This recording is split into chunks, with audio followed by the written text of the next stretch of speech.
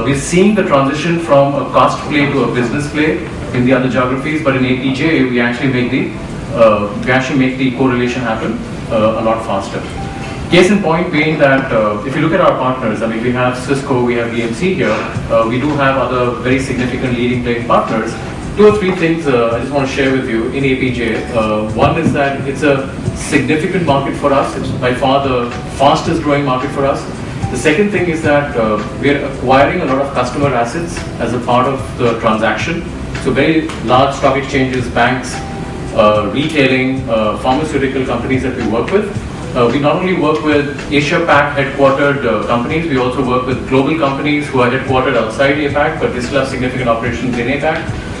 So the second thing is that we're kind of significantly acquiring people, assets, their entire centers as a part of the thing, and for us it's very exciting because again, these are leading CIOs in leading organizations who are on 3.0, and the focus is to move from 3.0 to 4.0 rather than actually at say 1.0, 2.0. So it's a very progressive, advanced, kind of a forward-looking initiative.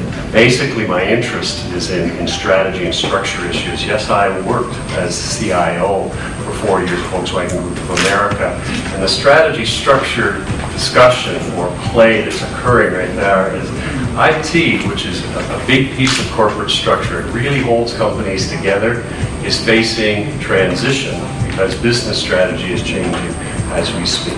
Businesses are looking to incorporate new devices, mobile devices, bring in new applications, bring in new ways of doing things, new ways of communicating with consumers through social media. All of this is putting pressure on the traditional IT environment, which is all built around being secure, stable, scalable. And that meant be predictable, reliable, standardized, and lock things down so that they ran every day. The new world is disruptive. It's looking for new inputs. It's looking to try to challenge and change and always leaping ahead.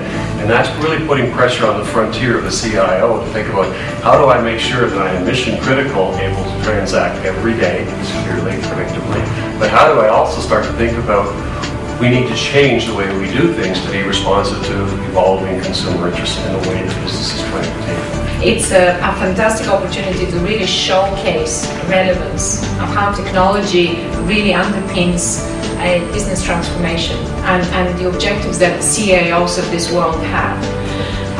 And then the second aspect is we have 16-year-old partnership with a company like HCL, which has evolved over the years to come to today when we can really come up with tightly integrated solutions that deliver superior value, which is more than 1 + 1 is 2, it's more like 1 + 1 is 3, because it's tightly integrated and it's optimized to deliver a business outcomes that the CIOs are looking for. They are an outstanding company when they talk about taking a business problem and solving that business problem and using the best of breed integrated technology to help them do that. So we're delighted that HCL is one of our biggest partners around the world. We've closed multi-million-dollar, in their cases, huge deals around the world using our technology, but really taking it and looking at it from the customer's perspective. So I think Warren and Santa Mara had talked about they aren't focused on technology, they're focused on helping the business. And the business wants to reduce costs, but at the same time the business wants more applications, more stability, more agility to solve business problems. We're part of that underneath the underlying factor of what we call business service management. So we help the companies like HCL help the customers, the end user customer, figure out how IT can better support the business using technology to help them make sure that they actually run their businesses, whether it's an online banking application. It's not about a server, it's about the business problem. So some time ago, people thinking or talking about IT alignment to the business, basically is how IT aligned to business. But nowadays, it's changed. Nowadays, it's beyond alignment, I would say, because in IT become the business itself. What I mean is IT could transform the business. For example, in my industry, say a logistic company or supply chain company, which is people thinking is industry with a lot of muscle, right? Because we deliver goods one point or multi-point to another point. But nowadays, the industry of logistics become a brain industry or industry with brain, because during the keeping our shipment, we have to think very smartly when we should ship on the right time, right place, and the right cost. So we are changing from industry with a lot of muscle become industry with a lot of brain, and that brain is part of the IT. So we sat down middle of last year.